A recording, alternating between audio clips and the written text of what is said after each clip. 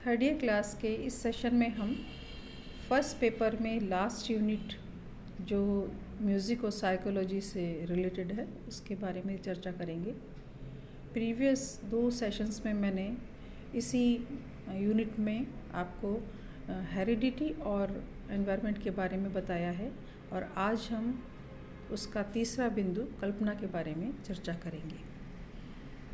कल्पना का संगीत में क्या महत्व है, उसकी क्या उपयोगिता है, उसकी क्या भूमिका है और कल्पना से एक कलाकार क्या क्या रिजल्ट्स दे पाते हैं अपनी कला के माध्यम से, ये सब चर्चा आज हम इस सेशन में करेंगे। इन सब चीज़ को जानने से पहले हमें ये जानना ज़रूरी है कि कल्पना क्या है, कल्पना किसको कहते हैं।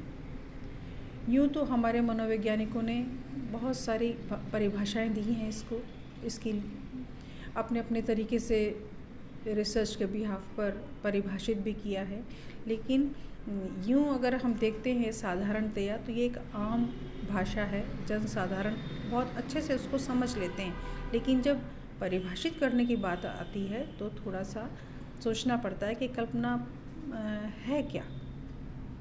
देखा जाए तो कल्पना एक स्वतंत्र मानसिक क्रिया है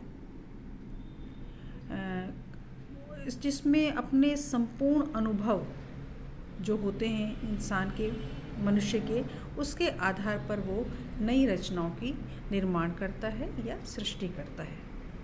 तो छोटी सी बात हम समझ लें कि ये एक मानसिक प्रक्रिया है।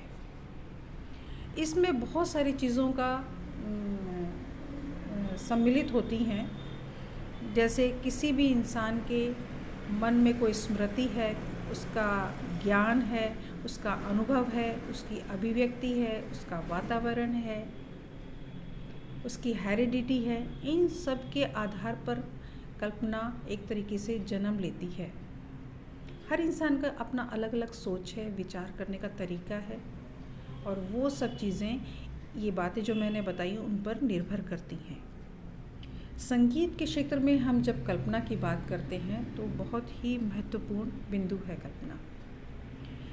जैसे कोई भी कलाकार की जो अनुभूति है और अभिव्यक्ति है, इसमें कल्पना शक्ति उसकी लगातार कार्यरत रहती है। उसके ज्ञान में जो वो सबक लेते हैं गुरुजनों के पास से, उनका मेहनत, उनका डिवोशन, उनका रियाज, उनका परिश्रम, उनका ज्ञान, इन सब के आधार पर किसी भी कलाकार के चेतन अवचेतन मन पर कुछ विचार चलते रहते हैं और जब वो अपनी कला के माध्यम से उनको प्रस्तुति देते हैं तो कल्पना का बहुत महत्वपूर्ण उसमें योगदान रहता है, उसमें उसकी बहुत महत्वपूर्ण भूमिका रहती है। हमारे शास्त्रीय संगीत में जब हम बात करते हैं तो संगीत की जो भाषा है उसमें कल्पना को उपज कहा जाता है, जो कि बहुत ही महत्वपूर्ण है। सांगीतिक गुणों के आधार पर जो एक प्रधान गुण जो है, मतलब मुख्य गुण जो है, वो उपज है। उपज के कारण ही कोई कलाकार अपने प्रस्तुति दे पाता है। गुरु से शिक्षा लेने के बाद जब कलाकार अपने ज्ञान से, अपनी कल्पना शक्ति से जब प्रस्तुति देते हैं तो उसको एक नया रूप देते हैं। हमने देखा भी होगा कि एक ही राग 2-3 कलाकार गा रहे हैं, लेकिन उसका जो प्रेजेंटेशन है वो अलग अलग तरीके का है। इसका कारण क्या है कि उनका सबक तो है ही, उनका रियाज तो है ही, लेकिन उनकी अपनी कल्पना शक्ति है जो उसमें लगातार नवीनता लाती है। यूँ भी हम देखते हैं कि एक ही कलाकार एक ही राग को अगर 2 समय में प्रस्तुति दे रहे हैं तो उसकी प्रस्तुति में भी अंतर होगा। कारण क्या है कि उनकी कल्पना शक्ति, उनका उसमें प्रेजेंस ऑफ माइंड क्या वर्क कर रहा है। संगीत में स्वर लगाने का ढंग है, तानों का प्रकार है, बंदिश है, बंदिश को किस प्रकार आलाप करना है, कैसे ताने लेनी है, कैसे स्वरों की बढ़त करनी है, ये बहुत सारी चीज़ें हैं जो कलाकार पर निर्भर करती हैं कि वो उनको कैसे प्रेजेंट कर रहे हैं। यहाँ तक कि किस स्वर पर न्यास किया जाए, कहाँ ठहराव किया जाए, ये सब उसके खुद की स्वयं की कल्पना शक्ति पर निर्भर करता है।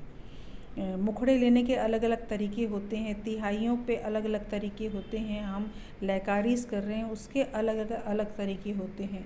ऐसा नहीं कि सिर्फ उसकी कल्पना ही काम करती है, नहीं, इसमें पीछे गुरु लोगों की शिक्षा भी होती है। लेकिन जब शिक्षा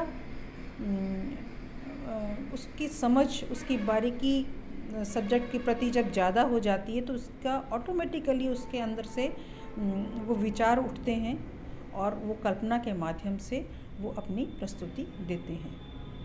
आपने ये देखा होगा कि हमारे संगीत में, शास्त्रीय संगीत में परंपरा और प्रयोगात्मक धारा का साथ साथ चलती हैं। परंपरा यानी जो हमारे शास्त्रों का नियम है उनके अनुसार, यानी जो हमें सबक हमारे गुरुओं से मिला है। प्रयोग यानी जैसे जैसे समय बदलता जाता है उसी के अनुसार धीरे धीरे अपनी बंदिशों में, अपने ज्ञान में धीरे धीरे प्रयोग किए जाते हैं, जो शास्त्रों के अनुसार तो होते हैं लेकिन उसमें वेरिएशन होता है, नयापन होता है। वो सब चीज़ें जो हैं कल्पना की ओर इशारा करती हैं कि कलाकार की अपनी एक सोच है, अपनी एक ख्याल है, उसके अनुसार वो अपने कला को प्रोग्रेस दे रहा है, उन्नति हो रही है, उसकी विकास हो रहा है, यूँ कह सकते हैं कि उसका विकास हो रहा है। इसमें उसकी रचनात्मक शक्ति है, वो बहुत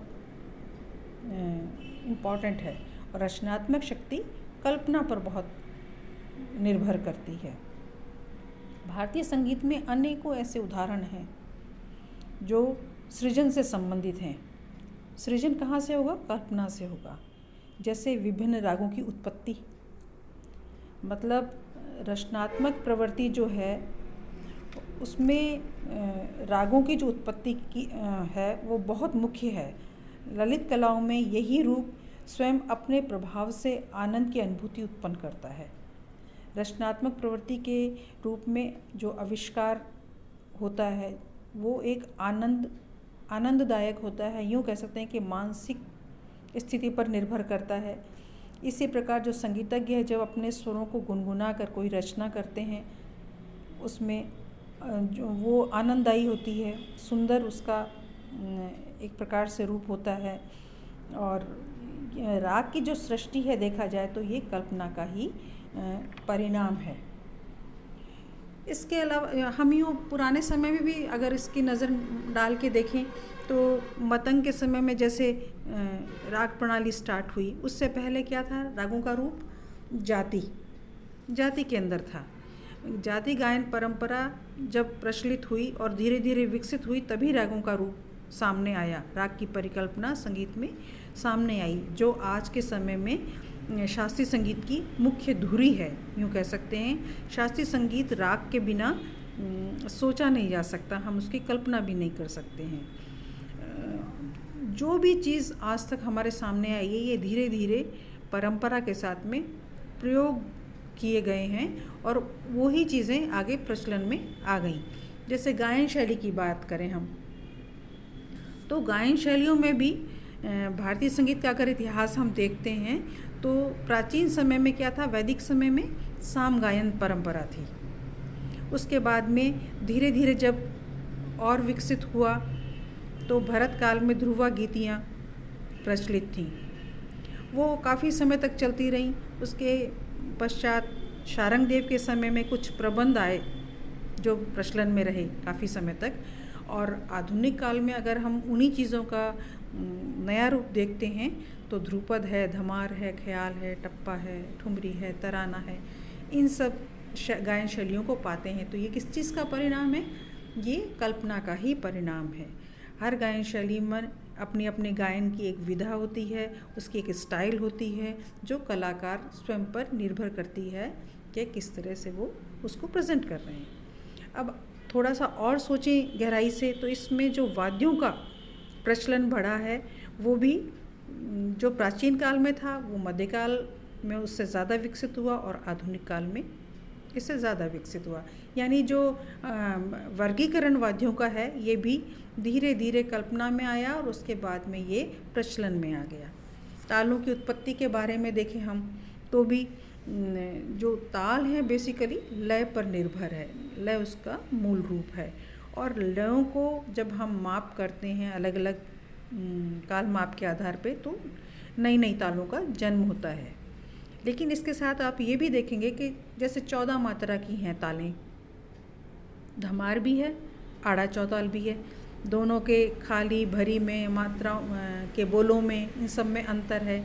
इसी प्रकार चौताल देखें, एक ताल देखें, उसमें भी अंतर है। आपके ये तो कोर्स में है तो आप इसको ज़्यादा अच्छी तरह समझ पाएंगे कि एक ताल और चौताल में 12 मात्राएं होती हैं, विभाग भी सेम है, खाली भरी भी सेम है, लेकिन उसके बोलों में अंतर है, उनके बाज में, उनके बजाने के स्टाइल में अंतर है। तो ये बात आप ध्यान रखें कि ये एकदम से कुछ विकसित नहीं हुआ है, ये सबक के साथ में, ज्ञान के साथ में, धीरे धीरे रियाज के साथ में प्रयोग किए गए हैं, शास्त्रों में नियमों में बंध कर प्रयोग किए गए हैं, और धीरे धीरे शास्त्रीय संगीत का विकास हुआ, और वो सब कल्पना पर ही आधारित कहा जा सकता है। हम इसके अलावा देखते हैं घरानों के बारे में। घराने जो हैं ये भारतीय संगीत का आधार स्तंभ में एक तरीके से देखा जाए, और घरानों का योगदान बहुत महत्वपूर्ण रहा है शास्त्रीय संगीत के विकास में।